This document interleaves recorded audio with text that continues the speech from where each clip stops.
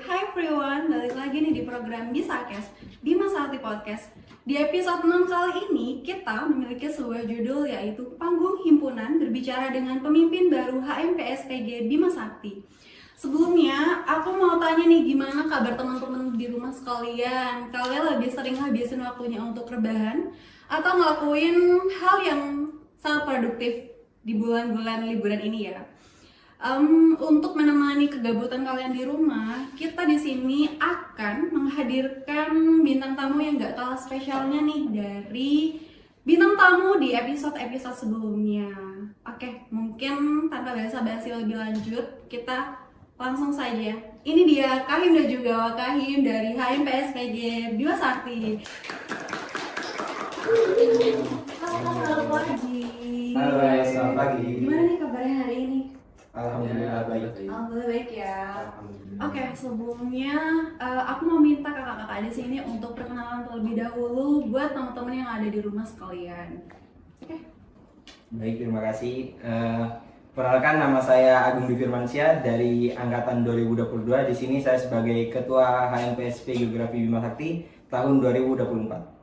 Dan ya saya mungkin kalau teman-teman belum tahu, nama saya Wahyu Ramadan dari Geografi angkatan 2022 kelas A, dan kebetulan di sini saya juga sebagai Wakil Ketua HMPSP Bima Sakti tahun kepengurusan 2024.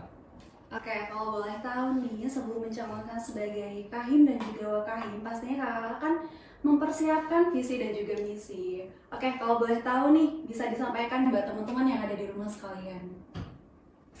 Oke, baik ya. Untuk visi misi kami berdua yaitu visinya mewujudkan HMPSP Geografi Bima Sakti yang presisi, prestasi, sinergi dan inovasi dengan asas kekeluargaan dan wawasan lingkungan. Oke, baik. Buat misinya Kak, boleh disebutin? Baik, misinya yang pertama yaitu mengembangkan mutu sumber daya manusia dalam HMPSP Geografi Bima Sakti. Yang kedua, memperkuat sinergi dan kekeluargaan agar tercipta suasana yang harmonis di dalam HMPSP Geografi Bima Sakti. Yang ketiga, menumbuhkan rasa kesadaran kepada mahasiswa pendidikan geografi terhadap kelestarian lingkungan. Oke. Semoga visi dan juga misinya bisa terlaksana ya selama satu periode ke depan ini. Semoga. Oke, selanjutnya. Sebelumnya nih, aku pengen tahu alasan dari kakak-kakaknya ini kenapa sih kok mau menjadi Kahim dan juga Wakahim? Alasannya kenapa nih? Baik, ini pertanyaan yang jawabannya cukup realistis banget ya. Pertama itu awalnya aku sendiri gak ada niatan untuk mencalonkan diri sebagai ketua himpunan 2024. Oke. Tetapi banyaknya dukungan dari lingkungan sekitar, lingkunganku, terus dari kakak tingkat. Terus ada momen dimana ada momen dimana kayak aku itu waktu itu ada penelitian bareng dosen, bukan penelitian sih, lebih ke MOU-an di daerah Bungmas. Oke. Dan itu ada beberapa dosen yang ikut dan juga ada kakak tingkat.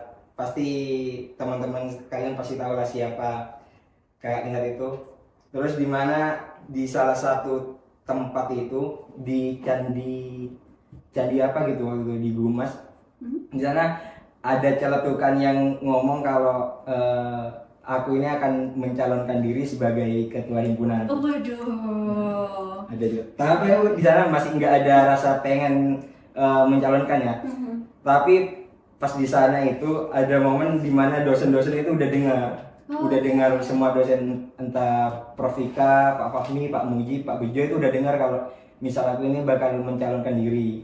Nah, otomatis kalau udah dengar kayak gitu, aku mikir juga gimana ya kalau misal aku nggak mencalonkan diri itu nanti ke akunya sendiri kayak malu gitu, udah namanya udah kayak kesebar gitu. Nah, itu ada berapa hari ya, dari kayaknya ada dua harian aku mikir keras banget mau menjalankan diri atau enggak. Soalnya emang tanggung jawabnya itu yang dipegang besar banget kan, apalagi satu periode pasti ada tanggung jawab yang sangat besar. Jadi diputuskan aku ngobrol-ngobrol lagi sama kakak tingkat itu yang udah istilahnya menjerumuskan aku di lubang ini ya. Tapi ya aku dapat keyakinan sendiri karena aku optimis untuk menjalankan diri ya, yang udah aku jelasin kayak tadi, karena ada dukungan dari lingkungan sekitar, terus lingkungan dukungan dari teman-teman sih yang paling kayak ayo pasti kamu bisa untuk menjalankan untuk ketua MP tahun depan. Wah, keren banget sih teman-temannya juga. Jadinya aku sangat optimis untuk bisa lah kalau misal kepilih menjalankan amanah itu dengan baik. Tapi pas waktu kakak-kakaknya dicetukin kan, pasti bakal jadi omongan sama dosen-dosen. Sejujurnya kakak nih ngerasa terpressure apa enggak? Banget. Waduh. Terpressure banget. Soalnya kan di sana aku sendiri kan nggak ada niatan gitu untuk menjalankan diri, tiba-tiba ada celutukan kayak gitu kan, kayak gimana gitu ya. Iya. Ya, kalau misal saya nggak daftar gitu, tapi emang bukan faktor itu aja sih, emang keniatan dan optimis aku untuk daftar itu alhamdulillah tumbuh dengan sendirinya. Oke, selanjutnya buat kakak Wahyu nih. Ya mungkin kalau aku sendiri kan juga teman-teman udah tahu semua lah untuk proses pemilihan dari wakil itu seperti apa. Jadi mungkin kasusnya kurang lebih sama kayak Agung. Dari awal aku nggak ada keinginan sama sekali buat jadi kahim atau wakahim, bahkan nggak ada gambaran sama sekali. Tapi mungkin kalau tadi Agung dijelasin yang ngepreser dari cutting ya, kalau aku ngepreser dari Agung langsung. Oh, oke. Tiba-tiba ada satu momen sebelum ya Hamin satu debat itu kebetulan kita ada momen kumpul bareng, kemudian nggak ada angin, nggak ada apa, tiba-tiba ditodong kayak semisal kamu jadi wakilku gimana. Di situ benar-benar shock kan, kayak kaget, kayak nggak ada pertimbangan, nggak ada apa. Habis itu aku juga tanya ke Agung itu kenapa harus aku, kan kayaknya opsinya udah banyak kan, dan mungkin secara kapasitas dan secara kapabilitas banyak lah dari aku. Habis itu ngobrol-ngobrol dijelasin sama Agung. Sebenarnya aku juga tanya soal visi misinya, kalau misal kita ke depannya bersama itu mau diarahin kemana. Ternyata ada beberapa poin yang kita nyambung, dan jadi dari situlah beberapa hari itu memantapkan, mungkin kayak aku tadi memantapkan, ya Bismillah aja, semoga saja bisa kita jalankan. Waduh, chemistry-nya udah kuat banget ya teman-teman. Tapi aku pengen tanya nih sama Kak Agung, alasan utamanya kenapa milih Kak Wahyu? Ini pertanyaannya yang aku juga pengen tahu sebenarnya. Ya, berarti emang pada gak ada yang tahu ya? Gak ada yang tahu. Yang tahu yang aku aja. Baik, kenapa aku memutuskan untuk memilih Wahyu? Karena benar yang udah dijelasin Wahyu tadi sih. Ada beberapa pemikiran dan visi misi kami berdua itu yang klop banget. Jadinya kayak emang ini dari hati nurani saya sendiri ya, nggak ada terpressure dari orang luar. Karena kan di pemilihan tersebut kan nggak harus dua calon itu yang ada yang kalah langsung jadi wakil kan, tetapi ada sistem hak tunjuk.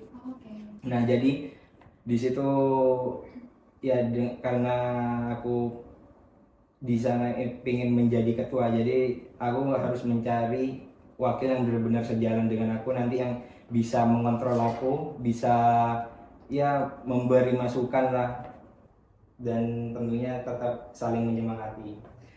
Dan aku tiba-tiba kepikiran itu pas ya rebahan, ya waktu malam.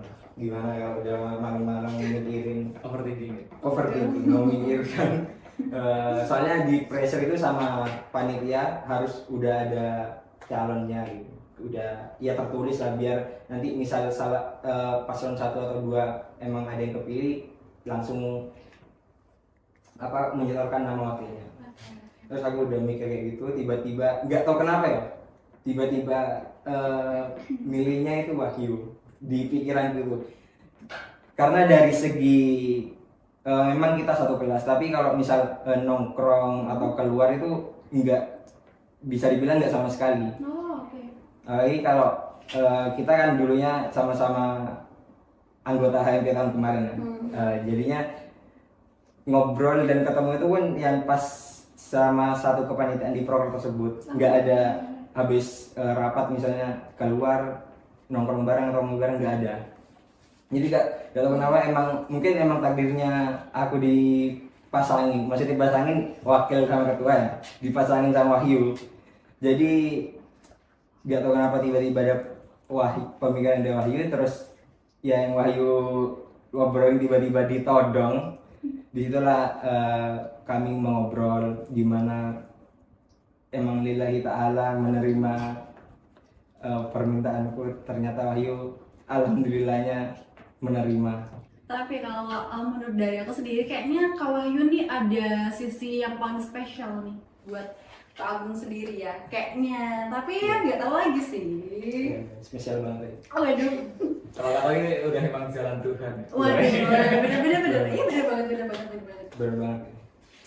Oke, sebelum mencalonkan menjadi kahim, tentunya kan pasti ada persiapan ya.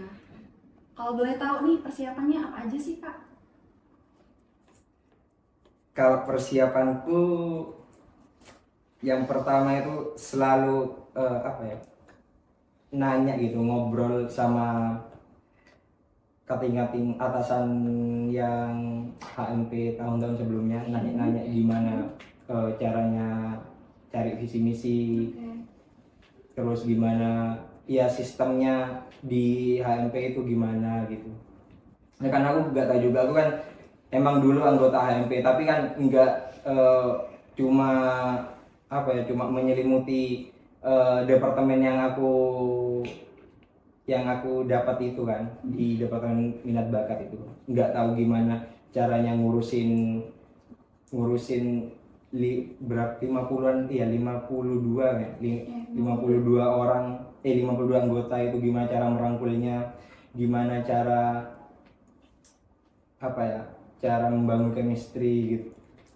Jadi persiapanku ya itu sih, lebih tanya-tanya, sharing-sharing gimana caranya agar aku bisa ya bismillah amanah gitu untuk menjalankan tugas, misal kepilih waktu itu menjadi kahim 2024.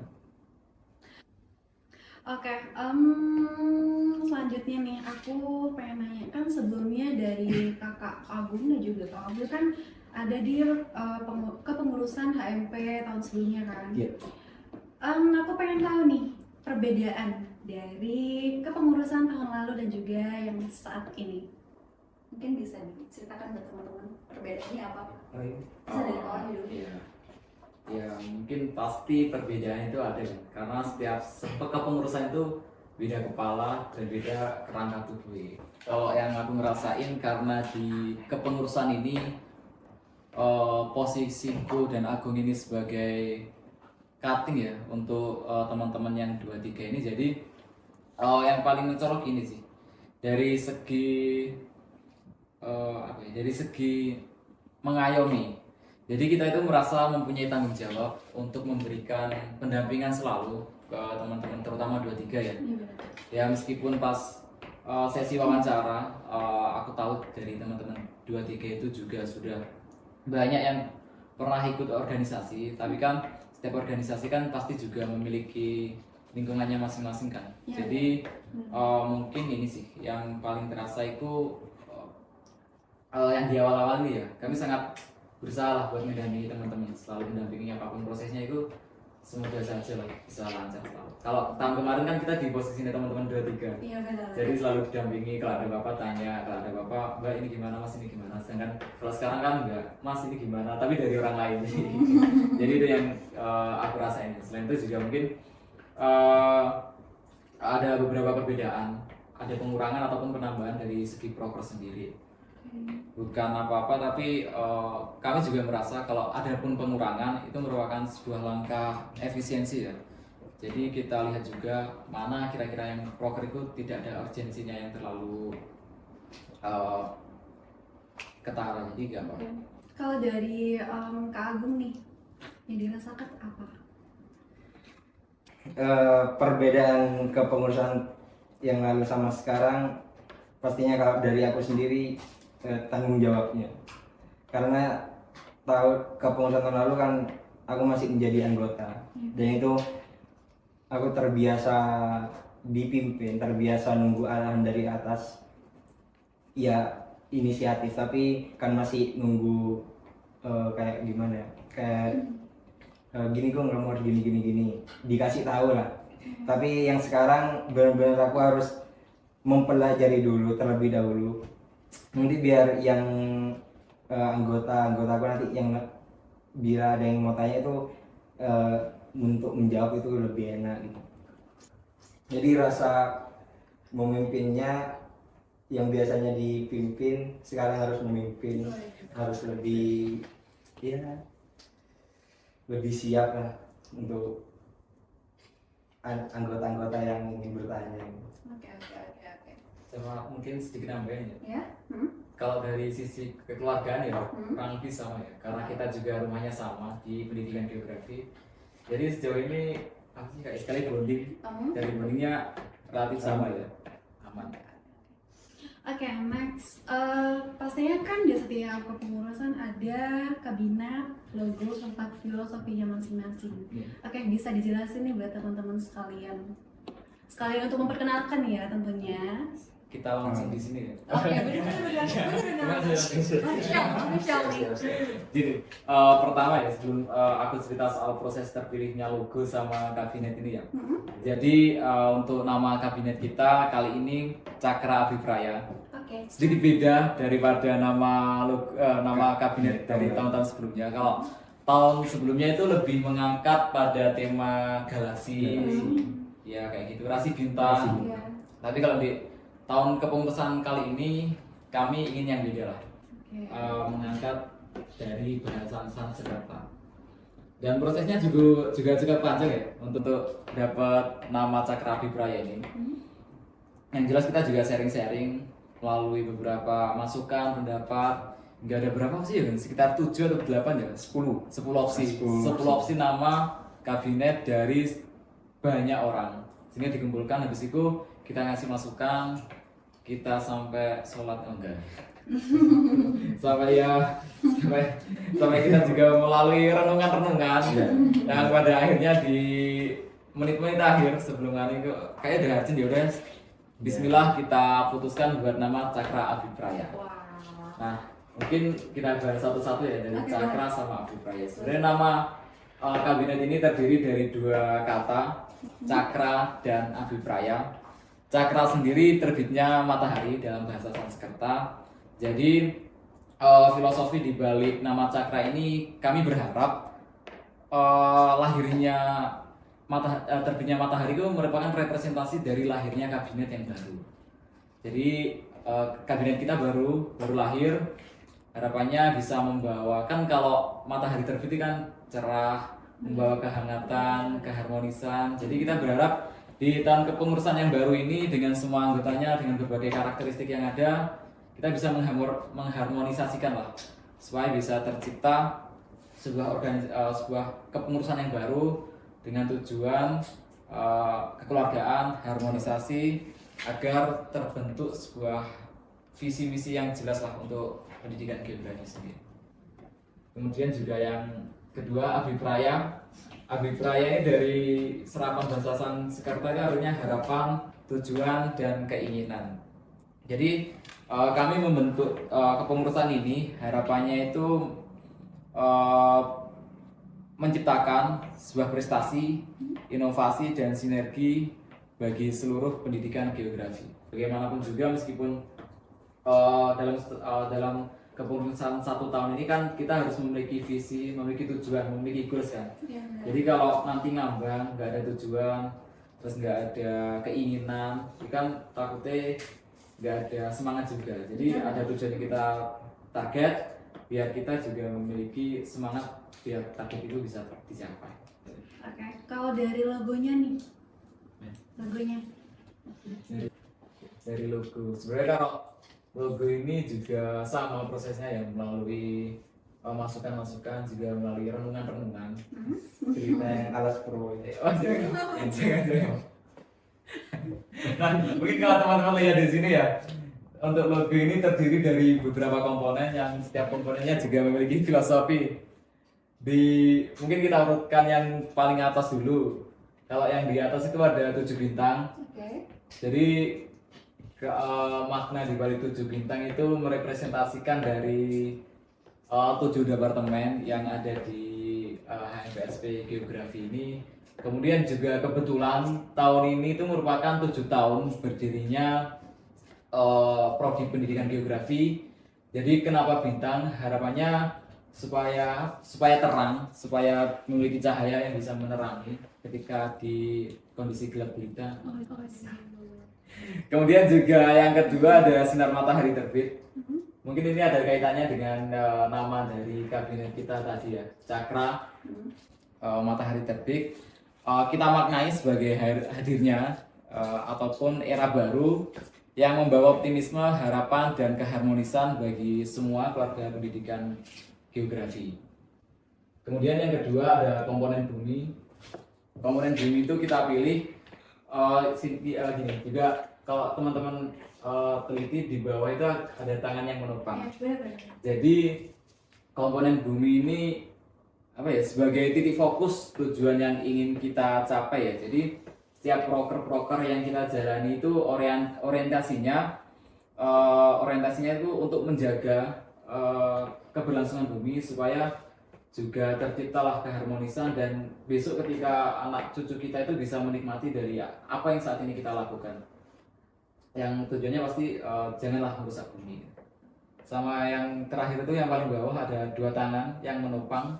2 tangan itu melambangkan sisi kerjasama, gotong royong, dan juga kebersamaan dari pengurus di tahun kepengurusan 2024. Oke, wah keren banget ya filosofinya. Dan semoga dari logo ini bisa menjadi kenyataan ya Kak untuk kedepannya. Amin. Juga butuh support dari kamu. Waduh, set. Support dari anggota-anggota. Ya, benar banget. Kalau boleh tahu nih Kak, boleh nggak untuk menjelaskan proker-proker baru nih di kepengurusan yang sekarang? Tadi kan udah sempat disinggung ya kalau ada beberapa proker yang baru.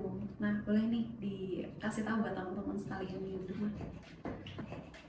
Untuk proker-proker baru di tahun 2024, pastinya ada inovasi lah dari proker-proker kepengurusan tahun lalu. Jadi kami harap kalian semua yang nonton ini ya, termasuk keluarga pendidikan geografi, ditunggu aja untuk proker-prokernya, dan aku juga minta tolong supportnya. Jika diminta untuk ada perwakilan perangkatan, dimohon datang, jangan jangan mengabaikan acara yang kami buat gitu.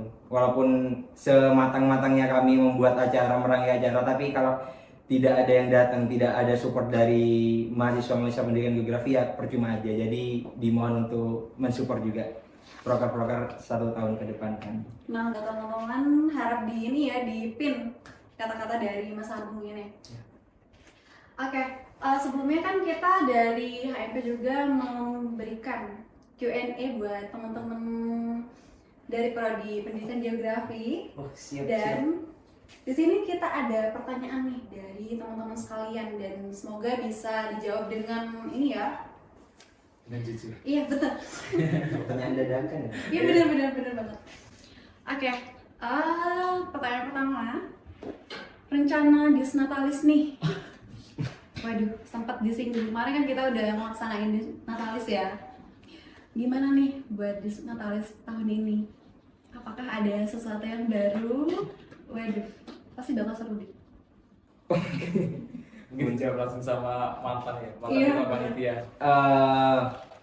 Untuk disnatalis kayaknya aku tahu ya siapa yang nanya.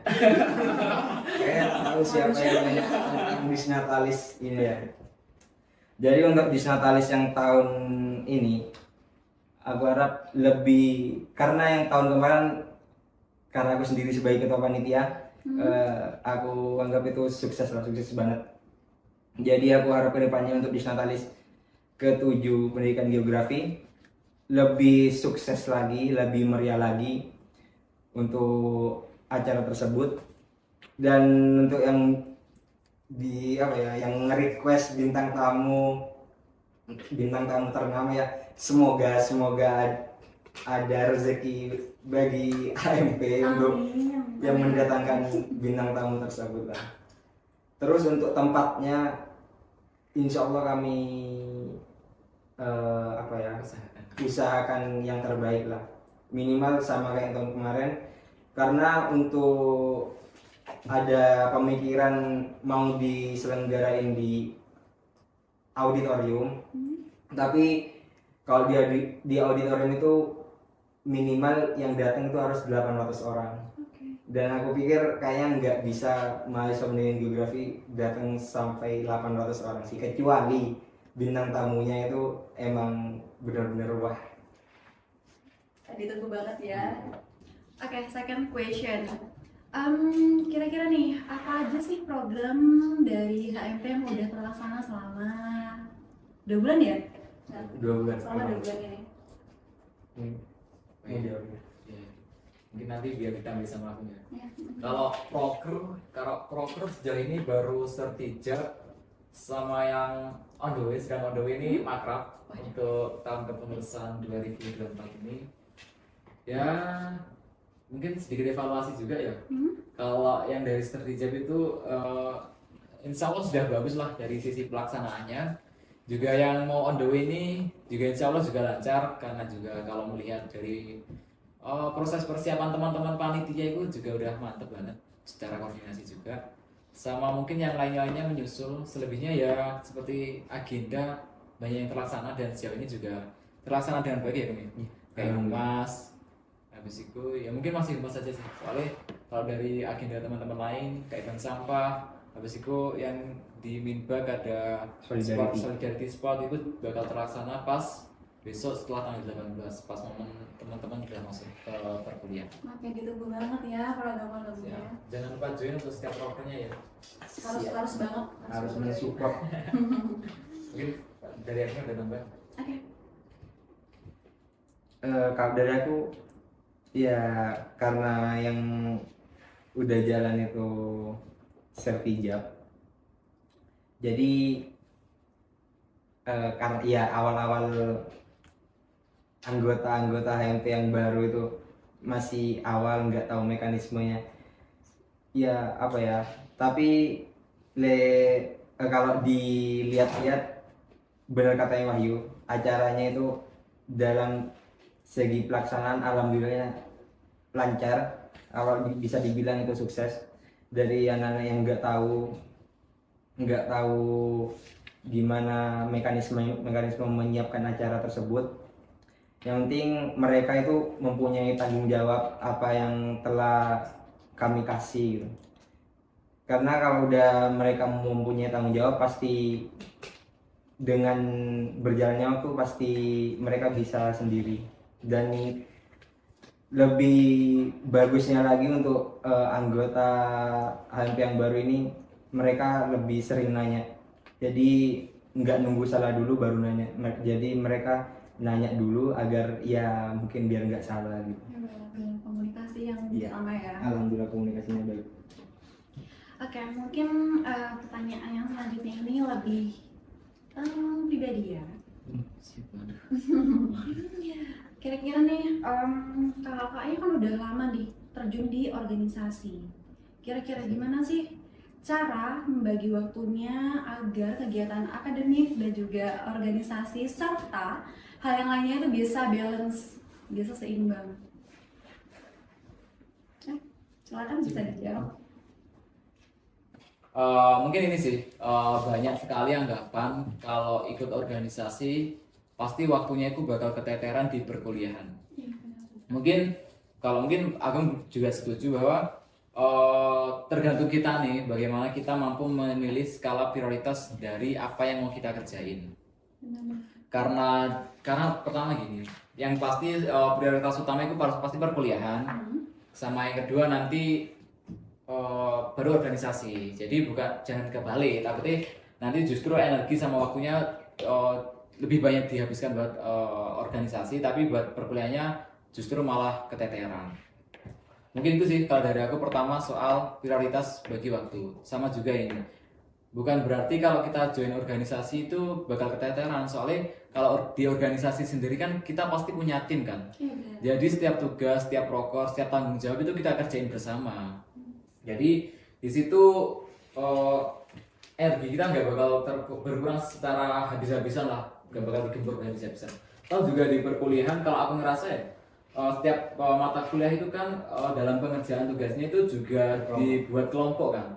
Jadi kita bisa saling sharing lah. Kira-kira kalau aku ada kepentingan organisasi, berarti untuk sementara tugasnya bisa dihandle sama teman kelompok.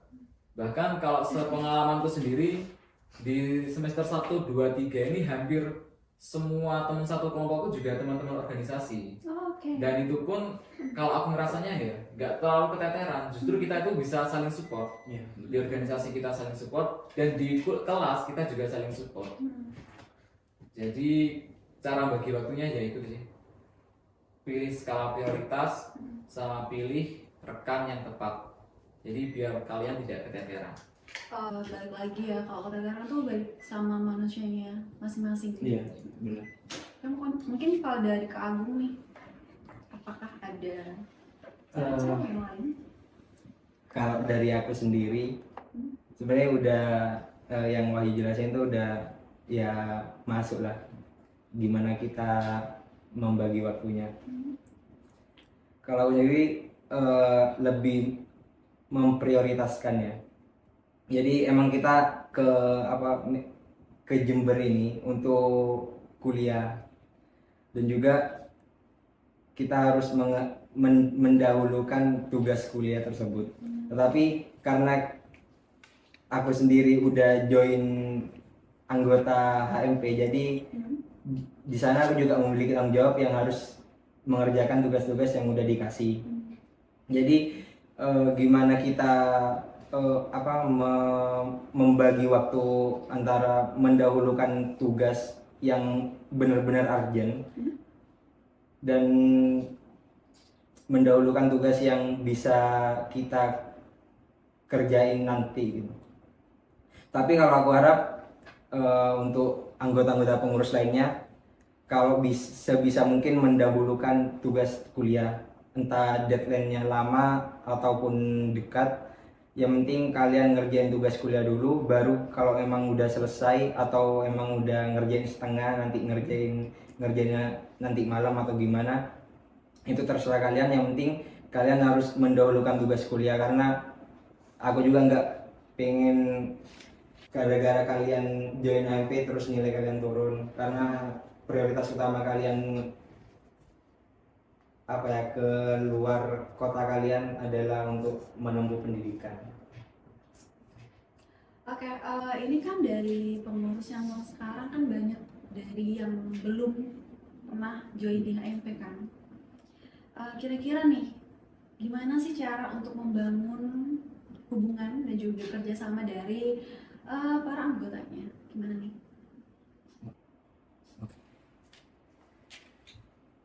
Kalau dari aku sendiri ya, mungkin lebih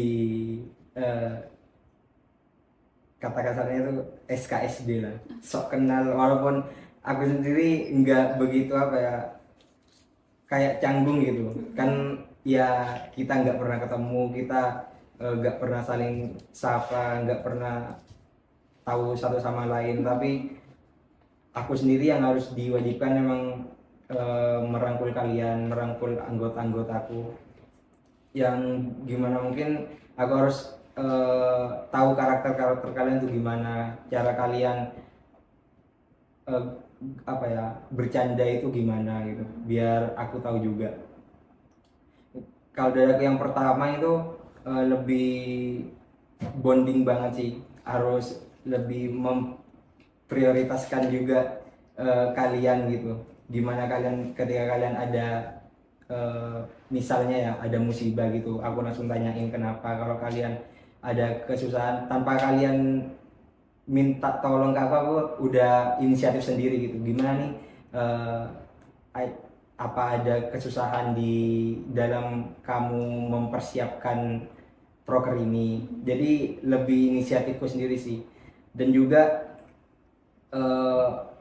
apa ya, karena aku bawaannya juga orangnya humble gitu, jadi kalau kalian emang mau kalian sendiri enak gitu untuk ngobrol dengan aku, ya aku pasti enak juga untuk ngobrol dengan kalian.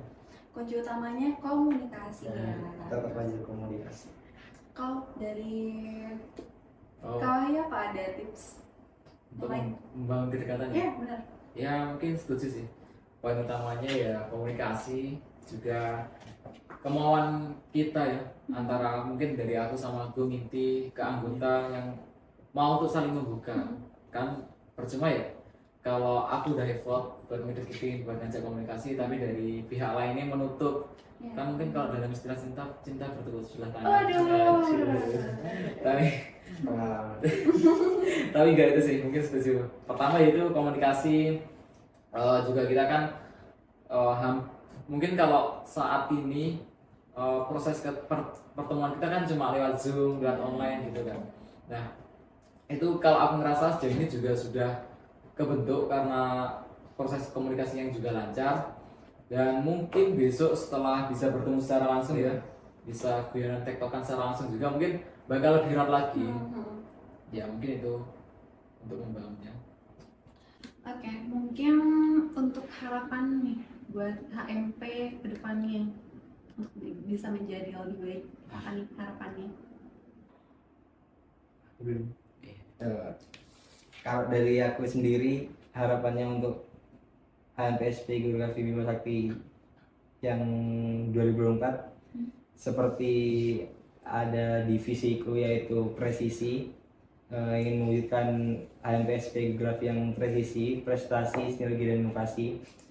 Ya semoga dengan adanya visiku itu ya terlaksana lah, entah mahasiswa pendidikan geografi berprestasi di bidang akademik maupun non akademik. Dan semoga juga aku harap HMP tahun ini bisa membawa pendidikan geografi lebih terkenal lagi di kancah fakultas maupun universitas.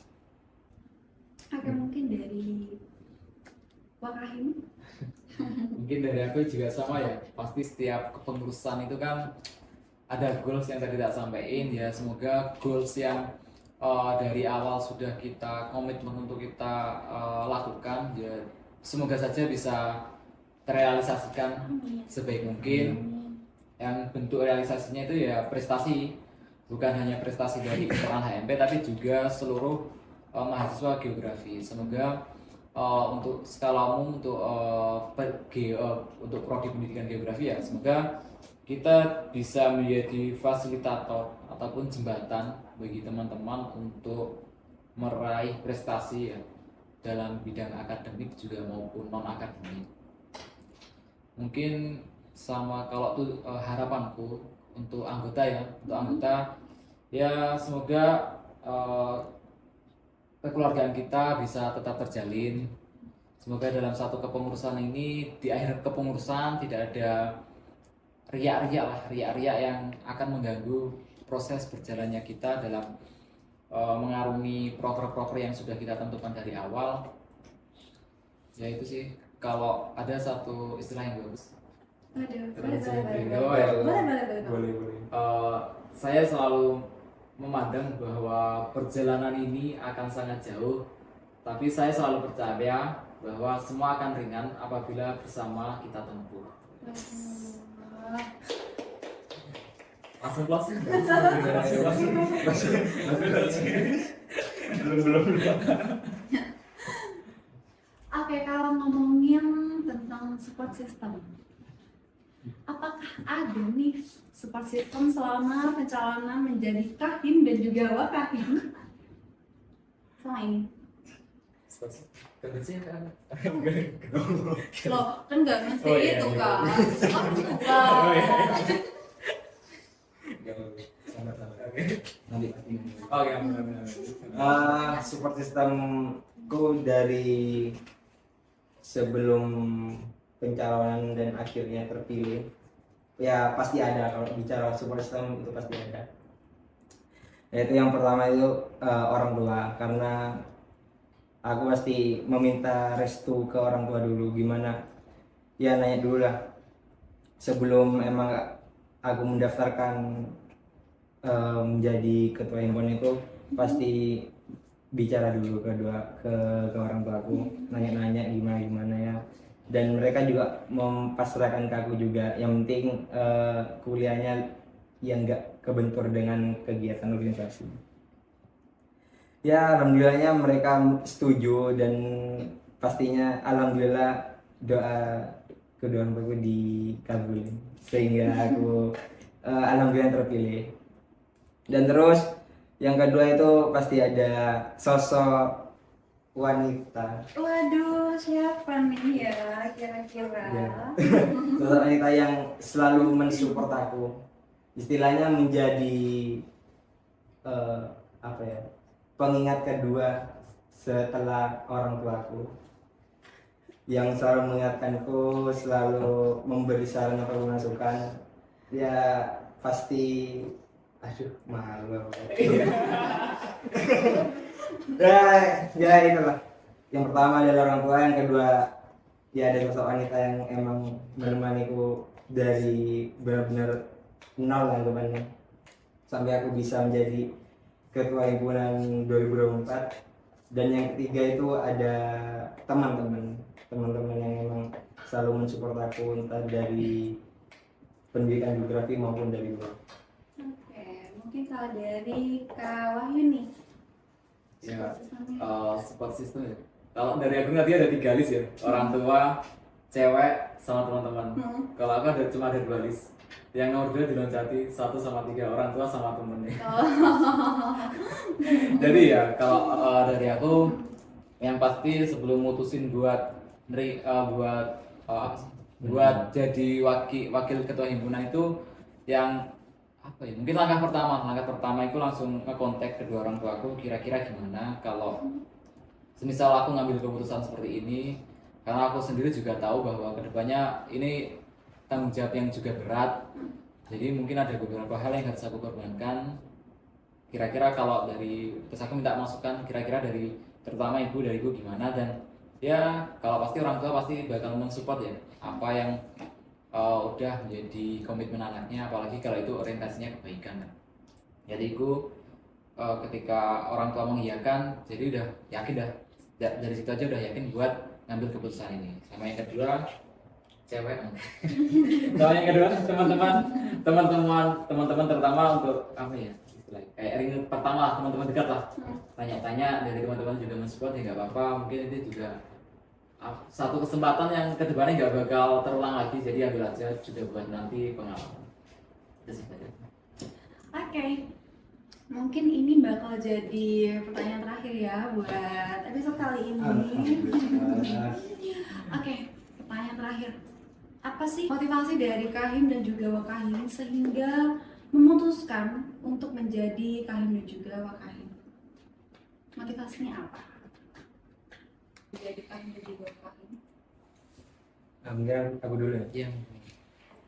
Motivasiku sendiri lebih mencoba pengalaman baru yang sebelumnya nggak pernah aku dapatin di SMP, di SMA, yang dulunya cuma sekolah habis itu pulang nongkrong, nggak nimbrung masalah kepanitiaan ataupun organisasi. Terus di kuliah ini kayak terbangun sendiri gitu, tiba-tiba ada keinginan untuk menyibukkan diri di organisasi, dan akhirnya yang awalnya coba-coba akhirnya ngecemplung beneran ini menjadi ketua himpunan yang tanggung jawabnya lebih besar.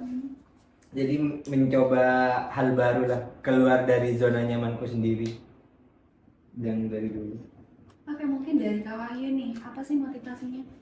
Ya, sebenarnya kalau aku kurang lebih sama kayak Agung sih, kayak karena sebelumnya ada di posisi anggota, jadi di tahun ini termotivasi untuk apa ya, mencoba hal-hal baru di posisi baru tentunya dengan tanggung jawab baru.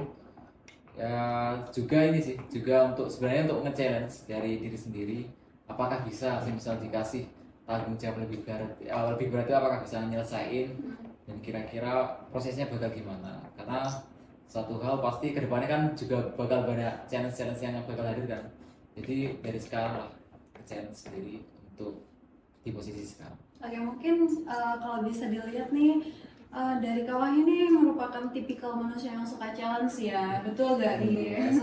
Amin. Oke, mungkin itu aja dari bincang-bincang kita pada kali ini, dan semoga ini bisa bermanfaat ya buat teman-teman sekalian. Amin. Semuanya. Dan aku mau kasih satu ini kata-kata, jangan takut untuk masuk di organisasi, karena organisasi itu nggak semenyeramkan itu kok. Bener banget. Oke, makasih banyak ya buat kakak-kakaknya udah hadir di podcast kali ini. Terima kasih. Iya. Terima kasih. Oke, buat teman-teman semuanya jangan lupa untuk follow akun sosial media dari HMPSP Geografi Bima Sakti, dan tunggu aja konten-konten menarik yang bakal kita berikan buat teman-teman semuanya yang ada di rumah. Oke,